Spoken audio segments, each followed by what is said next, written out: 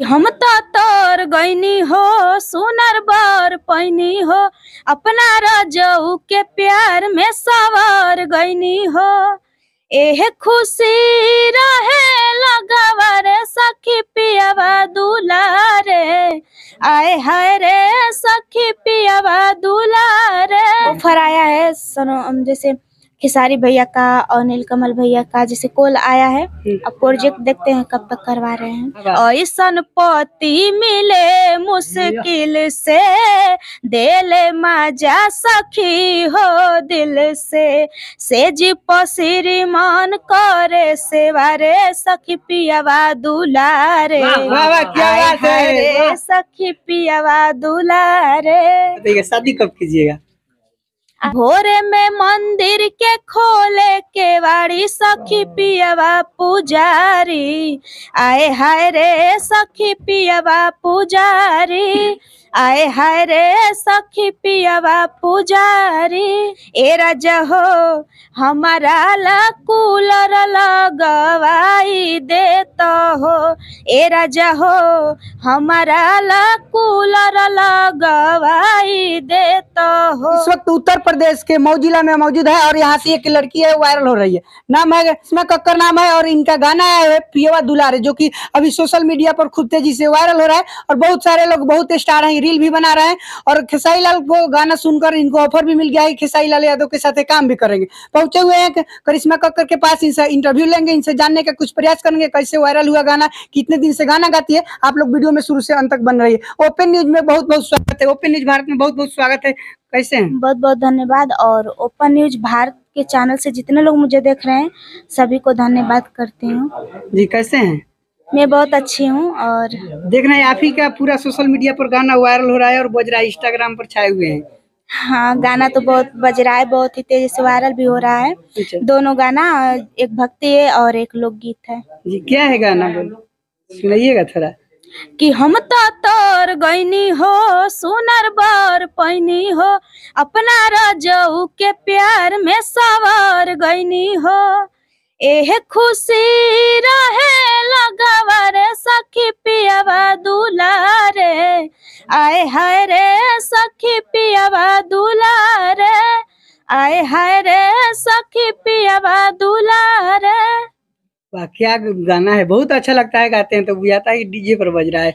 क्या कहिएगा दर्शक को? बहुत सारे दर्शक आपको प्यार दे रहे हैं इस गाने से। मुझे बहुत प्यार आशीर्वाद मिल रहा है और इसी तरह हमेशा दीजिएगा आप लोग, और मेरे हर एक सॉन्ग को दीजिएगा। इसी तरह हमेशा सॉन्ग लाती रहूंगी और इसी तरह साफ सुथरा लाऊंगी। कितने दिन से गाना गाते हैं, कितने दिन से स्ट्रगल कर रहे थे भोजपुरी में? मैं 4 साल से गा रही हूँ, 4 साल से इस लाइन में हूँ। और एक बार जैसे शुरू में मेरा गाना वायरल हुआ था, हमरा ला कूलर लगवा दी, वो 200 मिलियन गया था। और उसके बाद फिर वहाँ से हम लोग हट गए उस चैनल से, फिर अपना स्टूडियो खोले गूगल म्यूजिक प्रेजेंट, फिर यहाँ से गा रहे हैं। अच्छा, कूलर लगवा दी गाना सुनाएंगे थोड़ा, बहुत पुराना हो गया। बहुत जब गाना आया था आपका कूलर लगवा दी, बहुत अच्छा चला था, एक लाइन सुनाएंगे। अरे आजू के रतिया तू गइलू खिसियाई, आ तोहरा के धनी कैसे मनाई। अरे लगेले गरमिया बेनिया डोलाई देता हो, ए राजा हो हमारा ला कूलर लगवाई देता हो, ए राजा हो हमारा ला कूलर लगवाई देता हो। अच्छा क्या बात है, बहुत अच्छा। इसका मुखरा सुनाइएगा थोड़ा, अंदर का लाइन। अंतरा। और तुहरा के जब जब देखिले त मनवा कुहुक जला गोरी, अखिया के सोझा रहेलू त दिलावा करेला थोड़ी थोड़ी। और रजनीगंधा फूलावा से सजिया सजाई देता हो, ए राजा हो हमारा ला कूलर लगवाई देता हो। वाह वाह क्या बात है। अभी कैसा लग रहा है आपको, वायरल हो रहा है आपका गाना, वीडियो पूरा चल रहा है? मुझे बहुत अच्छा लग रहा है और बहुत खुशी हो रही है कि इतना प्यार आशीर्वाद मिल रहा है पब्लिक का, मुझे बहुत खुशी हो रही है। अच्छा अभी और कोई नेक्स्ट प्रोजेक्ट के बारे में बताएंगे, कौन सा गाना आने वाला है, कब आएगा? आने वाला है और बहुत जल्द आएगा, छठ गीत है और आने वाला है। जैसे रिकॉर्डिंग हो चुकी है, तैयार हो गया है, बस वीडियो बनाना बाकी है। पूरा आप ही का मतलब दुर्गा पूजा में गाना बजा है? एगो और गाना है आपका दुर्गा पूजा का? हाँ हाँ, भक्ति सॉन्ग है जी, क्या है? इसी पिया दुलार पर कि रहेलीन सखी रे नव दिन सखी रे मायके न मामा जपे लागिन गिन सखी रे भोरे में मंदिर के खोले के वाड़ी सखी पियवा पुजारी आए हाय रे सखी पियवा पुजारी आए हाय रे सखी पियवा पुजारी। वाह, क्या बात है! आपका एकदम जादू है आवाज में, बुझा रहा है कि मतलब सरस्वती माता आपको एकदम कंठ पर सवार है। आज कितना अच्छा गा लेते रहे हैं, बहुत अच्छा लग रहा है। माता रानी का देन है और सरस्वती माता का देन है। मैं शुरू से ही उन लोग से मांगते आई हूँ कि मुझे जैसे शुरू में आप लोग कामयाब बनाए उसी तरह फिर एक बार बना दीजिए। जैसे वो बनाई तो जैसे वो गाना वायरल हुआ तो हम लोग को जैसे चैनल वाला ही धोखा कर दिया। अच्छा, और फिर जब अपना खोल दिए तो माता रानी फिर से कृपा दिखाई। अच्छा। अभी कहाँ से ऑफर आ रहा है? फोन आया होगा कि आपका जब वायरल होता है कोई तो फोन आने लगता है, ऑफर मिलने लगता है कि हमारे एल्बम से गाइए, हमारे साथ गाना। कौन कौन फोन किए? ऑफर आया है जैसे खेसारी भैया का और नीलकमल भैया का जैसे कॉल आया है। अब प्रोजेक्ट देखते हैं कब तक करवा रहे हैं। अच्छा, प्रोजेक्ट आएगा खेसारी लाल यादव के साथ? हाँ, बात हुआ है एकदम गारंटी के साथ? हाँ, वीडियो कॉल में बात हुआ है, मुझसे बात हुआ है। अच्छा, अब देखते हैं कब तक करवा सकते हैं। अच्छा। आपके पापा जी क्या करते हैं? पापा मेरे ठेला चलाते हैं। अच्छा, ठेला चलाते हैं। बताइए, एक ठेला चलाने वाले की लड़की देख सकते हैं आप लोग, मतलब एक गरीबी फैमिली से बिलोंग करते हैं क्या? और आप आज रातों रात वायरल हो गए, स्टार हो गए, और इनको बहुत खेसारी लाल यादव के साथ काम करेंगे, उनके साथ वीडियो आएगा। और आपका सपना क्या है? सपना ये है कि इसी तरह आप लोग जैसे मैं और इसी तरह आगे जाऊं और अच्छा। हाई लेवल तक अब जाऊं। तो वायरल हो गए तो आपका शादी का भी बात चल रहा होगा कि शादी के लिए भी अभी बोल रहा नहीं, होगा लोग। शादी कब कीजिएगा? अभी नहीं, अभी इसी तरह भी और आगे बढ़ना है फिर उसके बाद देखते हैं। अच्छा, आपका सपना होगा ना कि हम क्या बनेंगे, क्या कीजिएगा आगे चलकर? मन होगा ना कि फिल्म आएगा, मूवी आएगा, गाना आएगा? हाँ हाँ, वो तो सपना है कि और आगे जाऊं, खेसारी भैया के साथ मेरा गाना आए, नीलकमल भैया के साथ मेरा गाना आए, पवन भैया का जैसे साथ आए। अभी आप बहुत कमा लेना, एक बात हमको बताइएगा, शादी कब कीजिएगा? अभी नहीं। फिर भी मैंने अच्छा, छोड़िए, जाने दीजिए। अभी आपका एक गाना आया है छठ पूजा का, उस सुनाएंगे थोड़ा? नहीं, अभी यूट्यूब पर नहीं चला है एक ना। देखे हैं एगो पौजनिया माई जैसे लोकगीत है क्या है?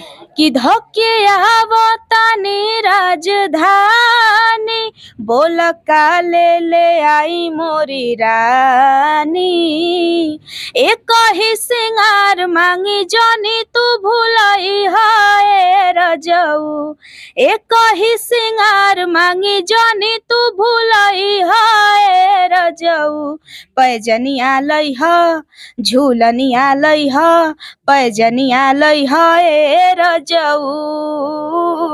झूलनिया लई है रजऊ। वाह वाह, क्या बात है! कितना अच्छा गा रहे हैं। अभी आपको खूब खुशी मिल रहा होगा, दर्शक आपके गाना को सुन रहे हैं, प्यार दे रहे हैं। कितना रील बन गया होगा इस गाने पर, पियवा दुलारे? उस पर गाना जैसे रील बहुत बन गया है। अच्छा, 2 लाख से पार होंगे। अच्छा। अभी कितने गाना रिकॉर्डिंग हुआ होगा आपका? तो रोज रिकॉर्डिंग। हाँ। ऐसन पति मिले मुश्किल से देले माजा सखी हो दिल से वाह वाह। ऐसन पति मिले मुश्किल से देले माजा सखी हो दिल से जी पसिरी मन करे सेवारे सखी पियावा दुलारे। वाह वाह, क्या बात है! सखी पियावा दुलारे। आपका फैन हो गए हम, बहुत आपका गाना रोज सुन रहे हैं, बहुत अच्छा लग रहा है। पियवा दुलारे वाला रोज सुनते हैं, मतलब सोने से पहले 2 बार देखते हैं और सुनते हैं, बहुत अच्छा लगता है गाना। और आए हैं लोग तो सुनते हैं हेडफोन पे गाना, आपका फैन हो गए हम। आप लोग ऐसा ही गाना एक से एक लाते रहिए, अच्छा इसी तरह हमेशा लाएंगे और साफ सुथरा सॉन्ग लाएंगे। और अच्छा लगे तो कमेंट में जरूर बताइएगा कैसा लगा सॉन्ग। और ऐसा ही हमेशा खाली लोकगीत गाते हैं, थी बेवफाई भी गाते हैं? वो बेवफाई सुनी है ना? नहीं, जैसे कि सैड सॉन्ग तो अभी तक नहीं गाई हूँ। और खाना बनावे में खता हो गईल, देहिया के हमारे घाटा हो गईल, केसिया सवारे में तर करिए तनी जरल बा, हाय हाय। तर करिए तनी जरल बा। वाह वाह, क्या बात है। और देवरा दुश्मन मारे बेला नवा खींच के मरले बा, और क्या देवरा बात है। दुश्मन मारे बेला नवा खींच के मरले बा। अच्छा, इतना अच्छा अच्छा गाना कौन देता है जी आपको? सचिन जी हैं, सचिन जी हैं, हाँ। गाजीपुर के हैं, शुरू से जैसे हम लोग के साथ ही रहते हैं। अच्छा, वही आपका लिखते हैं। मतलब वायरल होने में, इस मुकाम को हासिल करने में किनका हाथ है? म्यूजिक डायरेक्टर हैं सनोज राजवंशी। अच्छा, चलिए क्या कहिएगा दर्शक को, सभी दर्शक आपको प्यार करने, लास्ट में क्या बोलेंगे ओपन न्यूज भारत के दर्शक जितने भी देख जिस रहे हैं? चैनल से आप लोग देख रहे हैं, इस चैनल को लाइक कमेंट और ज्यादा से ज्यादा शेयर कीजिए, और कमेंट में जरूर बताइएगा कि मेरा गाना कैसा लगा। और चलिए बहुत बहुत धन्यवाद। चलिए, करिश्मा कक्कर जी हैं, और आप लोग को बता दें कि करिश्मा कक्कर का गाना अगर पियवा दुलारे सुने होंगे, आप लोग को कैसा लगा गाना जरूर कमेंट कीजिएगा भाई लोग। ये गाना और कूलर लगवा दी, ये भी गाना है इनका वायरल गाना, तो इस पर अपना प्रतिक्रिया कमेंट बॉक्स में कमेंट कीजिएगा। मेरा नाम धनवर लाल है, आप लोग ओपन न्यूज भारत देख रहे थे।